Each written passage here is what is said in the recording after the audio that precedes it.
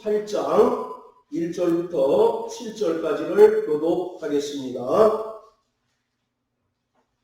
그가 또 조각목으로 번제단을 만들었으니 잔이 5규빗이요 광이 5규빗이라 네모 반듯하고 고가 3규빗이며 그의 온기에 그 뿔을 만들 때 그 뿔을 단으로 하고 단을 못으로 쌌으며 단의 모든 기구 곧 통과 부삽과 대야와 고기 갈고리와 불 옮기는 그릇을 다 노소 만들고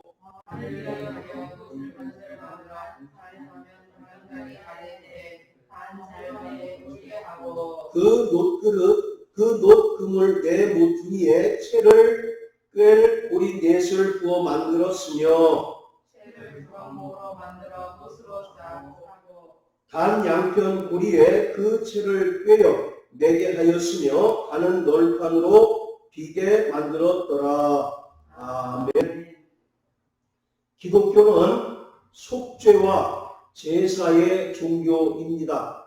그래서 구약은 짐승을 희생제사로 드리는 성막제사가 절대적인 비중을 차지하고 있고, 신약은 성도의 몸을 거룩한 산제사, 곧 산제물로 드리는 영적 제사를, 영적 예배를 강조하고 있습니다. 물론 세상의 다른 종교도 그들이 믿는 신을 섬기는 예법이 있고 제사가 있습니다. 그런데 일반적인 종교의 제사는 인간이 신을 찾아가서 복을 구하고 평안을 얻으려고 노력하는 것입니다. 반면에 구약의 제사는 일반 종교의 제사와 다르게 제사를 만들고 명령하고 요청하신 분이 바로 하나님이십니다. 이것은 구약에 나타난 성경의 제사가 인간이 고안해낸 결과물이 아니라 하나님께서 모세에게 성막의 설계도를 주시고 그 설계도대로 짓게 하셨던 것처럼 제사의 모든 규례와 방법과 절차들은 하나님께서 정하셨고 그 정하신 방법과 규례대로 제사를 드릴 때 하나님께서 비로소 온전히 받으신다라고 하는 것입니다. 비록 제사의 형식이나 방법은 유사할지라도 고대 근동의 제사들은 죄의 문제를 다루지 않습니다. 그리고 속죄의 개념조차 없지만 구약의 모든 제사는 모든 면에서 기본적으로 속죄를 전제로 하고 있습니다. 이것은 제사를 통해서 속죄함을 받지 못할 때에는 하나님께 나갈 수 없기 때문인 것입니다. 따라서 구약의 모든 제사는 어느 종류이든지 간에 속죄의 요소들이 반드시 포함되어 있고 속죄와 반드시 관련되어 있습니다. 그러나 여기서 우리가 분명히 알아야 할 것은 구약의 제물들은 장차 오는 일의 그림자일 뿐 참 형상이 아니며 황소와 염소의 피가 사람의 죄를 능히 없애지 못하고 다만 예수 그리스도 십자가의 대속을 예표할 뿐이다 라고 말하고 있습니다. 하나님께서는 구약에 나타난 5가지 제사를 통해서 이스라엘 백성들과 만나기를 원하십니다. 하나님께서는 짐승의 희생을 전제로 하는 제사를 통해서 이스라엘 백성들의 속죄와 하나님과의 만남을 가능하게 하셨습니다. 자, 우리 성경 레위기 7장을 다 같이 한번 보시겠습니다.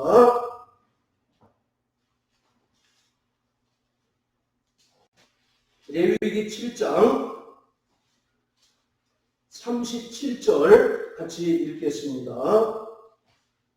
시작. 이는 번제와 소제와 속죄제와 속건제와 위임제와 화목제의 규례라. 37절에는 총 6가지의 제사가 나오는데 그 중에서 위임제라고 하는 것은 제사장이나 대제사장들을 임명할 때 드리는 제사이기 때문에 여기서 제외를 하고 번제, 소제, 속죄제, 속건제, 화목제에 대해서 말씀을 드리겠습니다. 번제는 오직 하나님만을 위한 것이며 온전한 헌신과 하나님과 인간의 관계 회복을 위해서 드리는 제사입니다. 그리고 소제는 5가지 제사 중에 유일하게 피가 없는 제사로서 1년 동안 이스라엘 백성들이 열심히 수고하고 땀 흘려서 수확한 첫 수확물을 하나님께 곡식으로 드리는 제사로서 하나님의 진노를 피하고 죄사함과 구원의 은혜에 감사하는 생활을 하도록 하는 제사입니다. 그리고 세 번째, 화목제는 거룩하신 하나님과 죄인인 인간을 화목하게 만들고 제물을 모든 사람이 함께 먹음으로써 모두의 화목을 추구하는 제사입니다. 이 화목제의 특징은 제물을 함께 나누어 먹는 것입니다. 그래서 이 화목제는 신약의 주의 만찬의 유래가 되기도 했습니다. 자, 그리고 네 번째, 속죄제라고 하는 것은 신분에 관계없이 지위고하를 막론하고 모든 사람의 죄를 해결하고 죄로부터 오염되고 부패하고 타락하는 것을 적극적으로 막기 위하여 드리는 제사입니다. 그리고 5번째, 속건제가 약간 특색이 있는 제사인데 하나님의 성전 기물이나 또는 다른 사람의 재산상의 손실을 입혔을 때에 본래의 금액에다가 5분의 1을 더해서 배상하는 제사입니다. 그래서 속건제를 다른 말로 하면 배상죄라고 하기도 하는데 이것은 온 마음을 다해서 하나님을 사랑하고 더 나아가서 내 이웃을 내 몸과 같이 사랑하라고 하신 그 하나님의 말씀을 철저하게 실천하는 제사인 것입니다. 이렇게 구약에는 5가지 제사가 나오는데 이러한 5가지의 제사가 모두 속죄의 요소들 또 속죄와 대단히 밀접하게 관련이 있음으로써 이 제사들을 통해서 이스라엘 백성들이 죄사함을 받고 성소와 지성소에 나가서 하나님의 말씀을 듣고 또 하나님의 얼굴을 뵙게 되는 것입니다. 성막뜰에는 번제단과 물두멍 2가지 기구가 있습니다.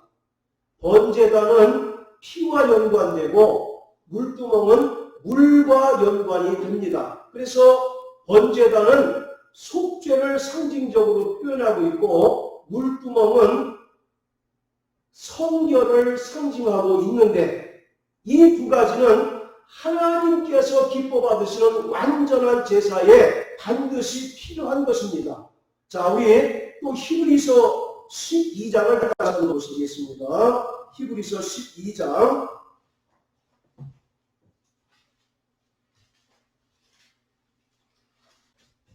자, 14절입니다. 시작. 모든 사람으로 더불어 화평함과 거룩함을 주치라. 이것이 없이는 아무도 주를 보지 못하리라. 바로 주의 얼굴을 보기 위해서는 2가지 필수 요건이 있어야 된다는 거죠. 첫째는 화평함이 있어야 하고 속죄를 통한 거룩함이 있을 때 예배를 성공할 수 있고 하나님의 얼굴을 뵐 수 있다는 것입니다. 그런데 여기서 화평함이라고 하는 것은 2가지로 우리가 이해할 수 있겠는데 첫 번째는 하나님과 나와의 수직적인 화평을 이야기합니다. 속죄를 통해서 거룩함으로써 하나님과 화목을 이룰 수 있고 또 하나는 성도와 성도 사이 그리고 이웃끼리 화목을 이야기하고 있는 거예요. 그래서 마태복음 5장 23절 24절에 보면 제단에서 제물을 드리다가 형제에게 원망받을 일이 생각나거든 어떻게 하라고 했습니까? 예, 먼저 가서 형제와 화목하고 그 다음에 제물을 드리라고 말하고 있어요. 이와 같이 우리가 드리는 예배 또 구약의 제사는 하나님과 우리와의 사이에 그 어떤 거리낌도 없어야 될 뿐만 아니라 성도와 성도 사이 그리고 이웃과의 관계에서 원망을 드릴 일이나 또는 바로 억울한 일들이 없이 모든 것이 화목될 때 하나님께서 그 제사, 그 예배를 온전히 받으신다라고 하는 겁니다. 쉽게 얘기해서 우리가 부싸움을 하게 되면 먼저 화해하고 나서 하나님께 예배를 드릴 때 하나님께서 그 예배를 온전히 받으신다라고 하는 겁니다. 우리가 아무리 예배의 어떤 자리에 와서 하나님을 찬송하고 또 하나님께 예배를 드렸다 할지라도 혹여 하나님과 나 사이 그리고 이웃과 이웃 사이에 어떤 막힘이 있거나 거리낌이 있게 되면 하나님께서는 그 예배를 온전히 받으실 수가 없다라고 하는 거예요. 그래서 모든 사람과 더불어 화평해라. 그리고 속죄를 통해서 하나님과 거룩할 때 비로소 우리가 하나님의 얼굴을 배울 수 있다는 것입니다. 예배라고 하는 것은 하나님의 얼굴을 뵙는다는 것입니다. 영이신 하나님을 우리가 어떻게 예배할 수 있을까요? 바로 신령과 진정으로 예배할 때 우리가 하나님의 얼굴을 비로소 뵐 수가 있고 성령이 교회들에게 하시는 그 음성을 들을 수 있게 되는 것입니다. 이처럼 번제단은 하나님과의 관계가 회복되어지고 그 회복된 관계가 끝까지 유지되는 장소가 바로 번제단인 것입니다. 인간이 하나님과 관계를 회복하기 위해서는 반드시 먼저 자신의 거룩함이 있어야 하고 바로 성결함이 있어야 하는 것입니다. 오늘 우리가 이와 같이 예배를 드리지만 하나님께서 기뻐하시는 신령과 진정으로 예배를 드리기 위해서는 철저하게 회개가 요구되는 것입니다. 결국 이 번제단이라고 하는 것은 이곳에서 죄사함을 받을 때 비로소 하나님의 얼굴을 배우고 하나님을 만날 수 있게 되는 것입니다. 만약에 이 번제단에서 짐승의 희생이 없다면 결단코 속죄를 받을 수 없다는 것을 우리에게 분명히 보여주고 있는 것이 번제단입니다. 오늘 다시 출애굽기 38장으로 돌아가서요. 오늘 본문은 번제단에 관한 이야기인데 번이라고 하는 말은 불태우다 라는 의미이고 제라고 하는 것은 올라간다라고 하는 의미가 있습니다. 그리고 단이라고 하는 말은 죽이다 라고 하는 의미가 들어있어요. 그래서 번제단이라고 하는 것은 가장 쉽게 우리가 이해할 수 있는 것은 짐승을 죽여서 불에 태움으로써 올라간다라고 하는 뜻으로서 짐승을 잡아서 그 피를 번제단의 네 모퉁이에 있는 뿔에 바르고 그 짐승은 번제단에 올려놓고 번제단의 불로 태우는 것을 말하고 있는 것입니다. 그럴 때 연기와 냄새가 하늘로 올라감으로써 하나님께서 그 향기를 기뻐 받으시고 비로소 죄를 속량하게 되는 것입니다. 자, 또 우리 출애굽기 29장 다 같이 한번 찾아보시겠습니다. 자, 출애굽기 29장 18절, 25절, 9절 우리 요한 형제 한번 읽어주십시오. 그 수양의 전부를 장 위에 불사르라. 이는 여호와께 드리는 번제요 이는 향기로운 냄새니 여호와께 드리는 화제니라. 너는 다른 수양을 취하고 아론과 그 아들들은 그 수양의 머리 위에 안수할지며 25절 너는 그 수양을 잡고 그 피를 취하여 아론의 오른 깃뿌리와 그 아들들의 오른 깃뿌리에 2장 25절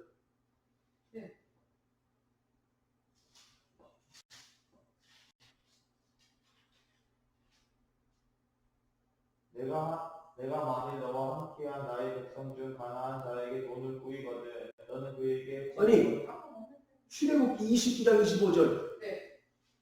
너는 그것을 그들의 손에서 취하여 단 위에서 번제물을 더하여 불사르라.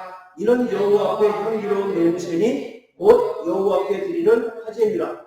자, 18절과 25절에 공통적으로 들어가는 단어가 뭐가 있습니까? 향기로운 냄새다라는 것이죠. 이것은 하나님께서 그 제물을 연락하셨다는 것입니다. 그리고 죄로 인한 하나님의 진노가 그치게 되고 하나님과 제사를 드리는 인간의 사이가 안정적이고 평안한 상태, 곧 샬롬을 바로 이루었다라고 하는 것을 이야기하고 있는 것이죠. 자, 이와 같이 바로 번제단에서는 우리가 진실이 나를 위하여 대신 죽음으로 말미암아 속죄가 이루어짐으로써 하나님과 우리 인간들과의 그 관계가 회복되어지고 그리고 그 관계가 영원히 지속되는 것이 바로 번제단에서 이루어지는 그러한 일인 것입니다. 자, 그래서 바로 이 번제단은 크기가 가로와 세로가 각각 5규빗 그리고 높이가 3규빗으로 되어 있고 그 중간에 그물망이 쳐져 있어서 그곳에 짐승을 올려놓고 번제단의 불로 사르도록 되어 있습니다. 그리고 이 번제단은 십김나무, 조각목으로 이제 만들어지게 되고 그리고 그 위에 불에 타지 않도록 노스로 이제 둘러쌉니다. 그리고 여러분 그 앞에 보시는 것처럼 양쪽에 멜체가 있습니다. 이것은 왜 필요하겠습니까? 예, 지난주에도 말씀드렸던 것처럼 모세의 성막과 솔로몬의 성전의 가장 큰 특징은 뭐냐? 이동이 가능하냐 불가능하냐라고 하는 것을 말씀드렸죠. 그래서 성막의 모든 기구들은 전부 다 이동이 가능하도록 만들어져 있습니다. 그래서 좌우에 멜체가 있어서 그것을 담당하는 그 고핫 자손이나 게르손 또는 바로 이제 그 자손들이 어깨에 메고 이동할 수 있도록 그렇게 되어 있어요. 그리고 이 번제의 보조 기구들 중에는 재를 담는 통이나 또는 바로 대야, 고기 갈고리나 불을 옮기는 그릇이 있습니다. 자, 여기서 중요한 것이 번제단에 있는 불이 대단히 중요합니다. 불을 꺼뜨리면 되겠습니까? 안 되겠습니까? 불은 절대로 꺼뜨리면 안 돼요. 그래서 레위기에 보면 아론의 아들인 나답과 아비후라고 하는 제사장들이 번제단의 불을 다른 곳에서 이제 붙여오다가 그만 하나님께 저주를 받아 죽게 되는 그런 사건이 벌어지기도 합니다. 이와 같이 이 번제단에는 항상 불이 타올라서 짐승을 태워야 하는데 이 불은 하나님께서 붙여주신 불로서 제사장들은 불을 항상 잘 관리해야 하는 거예요. 이 불은 거룩한 불입니다. 그리고 이 불은 하나님의 심판을 상징적으로 우리에게 설명하고 있어요. 그래서 영원히 꺼지지 않는 불로서 하나님께서 지금도 여전히 심판하고 계시다라고 하는 사실을 우리에게 알게 하고 있습니다. 히브리서 12장 29절에 보면 하나님은 소멸하는 불이시다라고 이와 같이 말씀하고 있죠. 자, 그리고 번제단의 네 모퉁이에는 각각 뿔이 달려 있습니다. 이 뿔은 권세를 상징합니다. 그래서 다윗은 시편 18편 2절에서 이 뿔을 구원의 뿔이라 이와 같이 이야기합니다. 그래서 하나님께서는 죄인들을 구원하시는 권세와 속죄의 능력이 있음을 우리에게 보여주고 있는 것이죠. 그래서 짐승을 잡아서 그 피를 제사장들은 4개의 뿔에 바르고 그 짐승은 번제단에 올려놓고 불로 이제 사르도록 되어 있습니다. 마가복음 9장 2절에 보면 예수님께서 내 친구에 의해서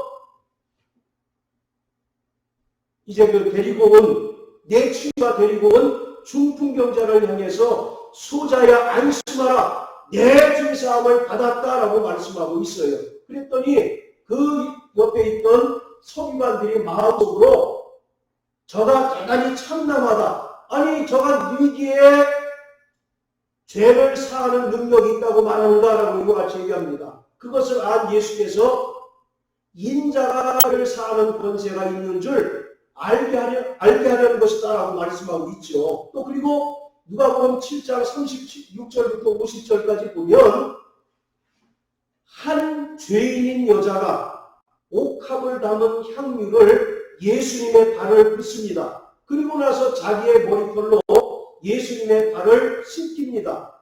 그때 많은 사람들이 예수님을 조롱하죠. 아니 예수가 선지자라고 하면서 왜 죄인인 저 여자와 같이 있느냐고 비아냥거리고 이제 비난합니다. 그때 예수께서 그 여인을 향하여 말씀하기를 내 죄사함을 받았다라고 말합니다. 그러면서 여자야 내 믿음이 너를 구원하였다라고 이와 같이 말씀하고 계셔요. 오늘 이와 같이 우리는 바로 인자이신 예수 그리스도에게는 죄를 사하는 권세가 있는 줄 믿습니다. 할렐루야. 바로 우리가 이 땅에서 어떠한 죄를 범하고 어떠한 불의를 행한다 할지라도 예수 앞에 나와서 바로 예수의 피눈물을 의지하여 회개할 때에 그런 모든 우리의 죄를 속량하시고 우리를 구원해 주실 수 있는 하나님의 아들이십니다. 이사야서 1장에 보면 오라 우리가 서로 와서 변론하자. 너희의 죄가 주홍과 같이 붉을지라도 양털과 같이 희귀하고 또 너희의 죄가 지렁과 같이 붉을지라도 눈과 같이 희귀한다라고 말씀하고 계세요. 이처럼 하나님께서는 죄인이 할지라도 그 죄로 인하여 죽는 것을 기뻐하는 것이 아니라 주님 앞에 와서 죄를 회개하고 말미암아 그 죄를 사하시는 권세가 있는 하나님의 아들 독생자 예수 그리스도를 통하여 죄사함을 얻고 믿음으로 말미암아 구원 얻기를 원하고 계십니다. 바로 번제단이라고 하는 것은 죄인이 하나님의 심판을 받아서 마땅히 죽어야 하지만 죄인을 대신하여 짐승이 대신 심판을 받고 죽음으로써 속죄가 이루어지는 것입니다. 이것은 우리가 나의 죄로 인하여 하나님께 심판을 받고 마땅히 죽어야 하지만 하나님의 어린 양이신 예수 그리스도가 누구를 대신해서 나를 대신하여 십자가 형벌을 당하심으로 말미암아 그 은혜로 속죄함을 받고 구원을 얻게 된 것을 말합니다. 바로 이 번제단은 조각목 위에 노소 둘러싸여 있다라고 말씀하고 있는데 이 조각목이라고 하는 것은 비참한 인생의 모습을 상징적으로 표현하고 있습니다. 사막에서 제대로 된 나무가 자랄 수 있겠습니까? 아카시아 나무는 오늘 우리가 상상하는 이 아카시아 향이 가득한 이 아카시아 나무가 아니라 사막에서 자라는 아카시아 나무로서 그 나무가 굉장히 비틀어져 있답니다. 그래서 제목으로 쓰기에는 여간 어려운 그러한 목재가 바로 조각목, 곧 아카시아 나무예요. 그것은 결국 죄로 인하여 멸망을 당할 수밖에 없는 인간의 형편, 인간의 모습을 그대로 반영하고 있는 것입니다. 그러한 조각목 위에 하나님은 노스로 둘러싸라고 말씀하고 계셔요. 노시라고 하는 것은 심판을 상징합니다. 노스는 예수 그리스도의 십자가를 설명하고 있는 것입니다. 민수기 21장 9절에 보면 이스라엘 성의 광야에 가는 동안 불평하고 원망했을 때 하나님께서 뱀을 통하여 그들을 물게 하셔서 죽게 하십니다. 그때 모세가 장대에 놋뱀을 달고 그 놋뱀을 보는 자마다 살아난 것처럼 요한복음 3장 14절에 모세가 광야에서 뱀을 든 것처럼 인자도 들려야 하리라 하신 말씀과 같이 조각목과 같은 비참한 죄로 인하여 비참해진 인생이 심판을 받아야 하지만 그 심판을 오롯이 예수 그리스도가 십자가에서 당하심으로 말미암아 우리는 그 십자가의 은혜로 말미암아 예수가 우리를 위하여 흘려주신 바 언약의 피로 말미암아 모든 죄에서 사함받게 되고 구원을 얻게 되었습니다. 성막에 뜰에 있는 모든 기구에는 전부 못이 들어갑니다. 성막 울타리에도 못이 들어가고 번제단과 또 물두멍, 여러분 물두멍은 무엇으로 만듭니까? 성막에서 봉사하는 여인들의 놋거울로 물두멍을 이제 만든다고 성경 말씀하고 있죠. 이와 같이 성막의 모든 기구들은 다 못이 들어갑니다. 못이. 못은 아까 무엇을 상징한다고 했습니까? 심판을 상징해요. 죄인들이 마땅히 심판받아야 되겠죠. 죄의 삭은 사망이기 때문에 바로 우리는 나의 죄악으로 인하여 하나님께 심판을 받아서 영원히 멸망을 받고 지옥 형벌을 받을 수밖에 없는 불쌍한 인생이었습니다. 그러나 번제단에서 예수 그리스도가 대신 나를 위하여 죽어주심으로 말미암아 우리는 더 이상 지옥 심판을 받지 않아도 되는 그러한 하나님의 자녀가 된 것입니다. 구원받은 자는 여전히 천국 갈지 지옥 갈지를 갈팡질팡하고 고민하는 자가 아니라 이미 성막 뜰에서 우리가 받아야 할 지옥의 심판, 지옥 형벌이 다 면제받게 된 것입니다. 할렐루야. 우리는 바로 그럼에도 불구하고 여전히 내가 구원받았는지 여부에 대해서 또 내가 지금 죽게 되면 천국을 갈 수 있을까라고 고민하는 사람은 예수가 나를 위하여 대신 심판을 받으시고 십자가의 형벌을 당하심으로 말미암아 구원하셨고 영원한 속죄를 이루셨다라고 하는 것을 믿지 않는 자로서 제가 장담하건대 그러한 사람은 천국 갈 수 없습니다. 그러므로 오늘 우리는 분명한 구원의 확신을 가지고 살아가야 합니다. 할렐루야. 예수가 죄로 인하여 영원히 죽었던 우리를 그대로 살리시고 또 하나님께서 약속하신 성령을 보내주셔서 그 구원의 확신과 속죄의 은혜를 통하여 이 땅에서 끝까지 믿음으로 살다가 하나님께서 우리를 위하여 예비하신 바 거룩하고 영광스러운 아버지 집에 담대히 들어가는 것이 오늘 우리 신앙생활의 여정이고 과정입니다. 그것이 어디서부터 시작되느냐? 번제단에서 시작이 되는 겁니다. 그런데 번제단에서 여전히 주저하고 번제단에서 예수가 나를 위하여 십자가를 당하심으로 말미암아 영원한 속죄를 이루신 것에 대하여 확신이 없거나 그것에 대하여 주저하는 자는 물두멍을 통과하고 성소와 지성소에 들어갈 자격이 없을 뿐만 아니라 그러한 확신이 없는 자가 성소에 나간다면 반드시 하나님께 저주를 받아 죽게 되는 것입니다. 자, 따라하세요. 예수께서 나를 위하여 십자가의 심판을 당하셨으므로 나는 죄로부터 자유한 자다. 할렐루야. 오늘 그것이 번제단이 우리에게 보여주는 분명한 영적인 교훈인 것입니다. 자, 우리 에스겔서 43장을 다 같이 한번 보시겠습니다.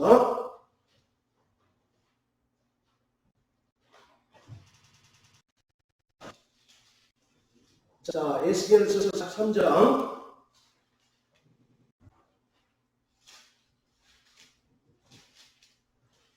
자, 13절부터 27절까지는 번제단에 대한 이야기입니다. 자, 이 에스겔서 43장은 어떤 배경하에 기록되었느냐면 하나님께서 에스겔 선지자를 통해서 돌 위에 돌 하나도 남지 않을 만큼 무너져버린 예루살렘 성전이 회복될 것을 환상을 통해서 보여주고 있는 것입니다. BC 586년도에 바벨론으로 말미암아 이스라엘이 멸망을 하게 되고 하나님의 성전이 완전히 무너지게 됩니다. 그래서 그 성전에서 하나님의 영광이 떠나게 됩니다. 자, 우리 한번 이 표시해 놓으시고 에스겔서 10장 한번 보십시오. 에스겔서 10장.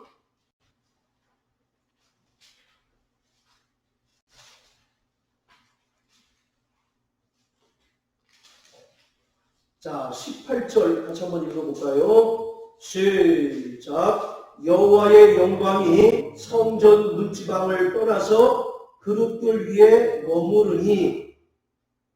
여러분, 하나님의 성전은 하나님의 영광이 충만한 곳입니다. 출애굽기 40장에 보면 모세가 성막을 다 건축하고 나서 하나님께 봉헌했을 때 그 위에 하나님의 영광이 충만했다라고 기록하고 있어요. 이와 같이 성막은 하나님의 이름을 모셔둔 곳으로 하나님의 영광이 충만한 곳입니다. 그런데 이스라엘 백성들이 하나님의 성전과 겸하여 우상 숭배를 함으로써 하나님께서 이스라엘을 바벨론에 의하여 멸망시키고 하나님의 성전을 완전히 무너뜨리게 됩니다. 그리고 나서 그 성전에서 뭐가 떠났다고 했습니까? 하나님의 영광이 떠났습니다. 하나님의 영광이 떠났다는 것을 이가봇이라고 얘기합니다. 홈리와 비느하스의 그 아들 이름이 뭐예요? 이가봇이잖아요. 이가봇이 뭡니까? 하나님의 영광이 떠났다는 겁니다.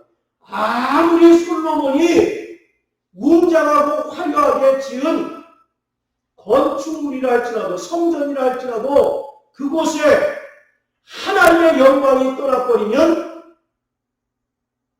그것은 하나의 사람이 만든 건축물에 불과하다는 겁니다. 하나님 입장에서는 아무 쓸데없는 그런 건축물에 불과하다는 거예요. 마찬가지로 오늘 성도들의 믿음에는 하나님의 영광이 반드시 나타나야 합니다. 요한복음 10장 41절에 보면 믿을 때 하나님의 영광을 보리라고 말씀하고 있어요. 오늘 이와 같이 우리가 예수 그리스도를 믿는 것은 단순히 교리를 암기하는 수준이 아니라 예수의 구원과 영광스러운 하나님의 나라의 그 영광을 믿고 의지하는 자들에게는 반드시 그의 삶을 통해서 하나님의 영광이 나타나야 합니다. 그래서 불신자들이 우리에게서 나타나는 그 하나님의 영광을 통해서 하나님 살아계심을 비로소 인정하고 그들도 예수께로 인도함을 받는 거죠. 그러나 예루살렘 성전에서 하나님의 영광이 떠났을 때 그것이 쓸모없는 건축물에 불과하듯이 오늘 성도들의 믿음에 하나님의 영광이 머물지 않으면 우리는 종교인에 불과하다는 겁니다. 하나의 외식쟁이에 불과하다라고 하는 사실을 말하고 있어요. 자, 그런 의미에서 이 에스겔서 43장은 그 무너졌던 예루살렘 성전에 다시 동쪽 문을 통해서 하나님의 영광이 들어옵니다. 그리고 나서 성전을 짓게 되는데 여러분들 오늘 에스겔 43장을 한번 다 읽어보시길 원하는데 에스겔서 43장에는 성전에 있는 다른 기구들이 구체적으로 언급되어 있지 않습니다. 오직 번제단만 구체적으로 설명하고 있어요. 이것은 무엇을 의미할까요?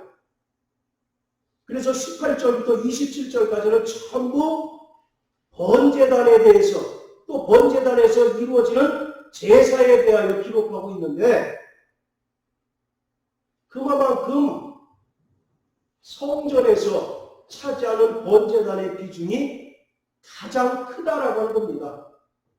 성전의 본래의 기능이 뭡니까? 하나님을 만나는 거죠. 그런데 죄인들이 하나님을 만날 수 있습니까? 반드시 제사를 통해서 속죄를 받은 자들이 비로소 하나님을 만날 수 있는 거죠. 그래서 성전의 가장 큰 기능이 뭐냐? 속죄입니다. 속죄. 그래서 번제단만 유독 길게 기록하고 있는 거예요.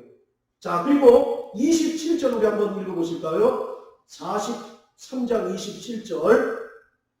자, 시작. 이 모든 날이 차후 제8일에와 그 다음에는 제사장이 제단에서 너희 번제와 감사제를 드릴 것이라. 그리하면 내가 너희를 즐겁게 받으리라. 나 주 여호와의 말이니라 하시니라. 바로 번제단에서 제사를 통해서 죄사함을 받고 속죄가 이루어지면 그때에야 비로소 하나님께서 이스라엘 백성들을 기쁘게 받으신다라고 하는 겁니다. 그 약속이 이루어지는 것이 번제단인 거예요. 예수의 은혜로 구원받은 자들은 번제단에서 죽으신 예수 그리스도로 말미암아 하나님과 화목을 누리는 자들입니다. 인정하십니까? 네. 바로 번제단에서 죽으신 그 예수의 은혜로 우리가 비로소 하나님과 화목을 이루게 되었습니다. 그리고 화평을 누리게 되었어요. 그러므로 구원받은 성도들은 날마다 예수 그리스도의 보혈을 힘입어 회개함으로써 하나님께서 우리의 삶을 기쁘게 받으시게 해야 합니다. 우리가 세상에서 살아가는 동안 죄와 짝하고 육체의 정욕대로 살 때 하나님은 우리의 삶을 전혀 기쁘게 받지 않으십니다. 그러나 우리가 날마다 회개하고 날마다 예수의 보혈을 의지하여 회개할 때 하나님은 비로소 우리의 삶을 기쁘게 받으시고 우리의 온 영과 혼과 몸이 회복되는 역사가 나타나게 되는 것입니다. 이사야서 53장 5절에 그가 찔림은 우리의 허물을 인하며 그가 상함은 우리의 죄악을 인함이라. 그가 징계를 당함으로 평화를 누리게 되었고 그가 채찍에 맞으심으로 나음을 입었도다 라고 말합니다. 우리가 정상적인 신앙생활을 하지 못하는 것, 뭔가 하나님과 나와 깊은 사귐의 관계에 들어가지 못하고 거리낌이 있고 또 심지어 이웃과 이웃끼리, 성도와 성도끼리 뭔가 거리낌이 있는 것은 죄의 문제가 온전히 해결되지 못하고 우리가 날마다 주의 보혈을 의지하여 회개하지 않기 때문에 그렇습니다. 이스라엘의 그 무너진 성전이 바로 번제단이 회복됨으로 말미암아 그곳에서 이루어지는 제사를 통해서 하나님께서 이스라엘을 비로소 기쁘게 받으시는 것처럼 날마다 회개하는 삶, 날마다 예수의 보혈을 의지하여 회개할 때 하나님께서 우리의 삶을 회복해 주시고 우리의 온 영과 혼과 몸이 회복되는 역사가 나타나야 합니다. 우리 인생의 가장 큰 불행의 원인은 죄 문제입니다. 죄가 해결되지 않기 때문에 우리가 여전히 이 세상에서 답답한 인생을 살 수밖에 없고 회개하지 않기 때문에 여전히 오리무중의 그러한 사이에서 우리는 갈 길을 잡지 못하고 방황할 수밖에 없는 것입니다. 번제단에서 죽으신 예수를 믿으시길 주의 이름으로 축원합니다.